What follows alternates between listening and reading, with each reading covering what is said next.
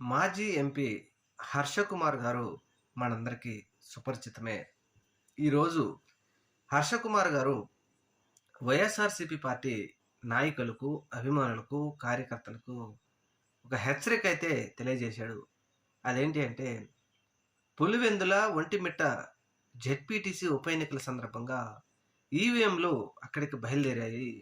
ఈ ఈవీఎంలు అక్కడికెళ్తున్న సందర్భంగా నామినేషన్‌కు, పోలింగ్‌కు మధ్య ఉన్న రోజులలో ఈ ఈవీఎంలో ఓట్లు పోలైపోతున్నాయి.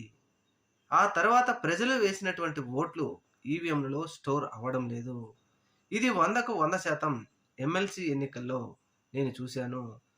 ప్రతి చోట 100, 200 తేడాతోనే కూటమి సపోర్ట్ చేసిన నాయకులకందరికీ ఎమ్మెల్సీ ఎన్నికల్లో ఓట్లొచ్చాయి.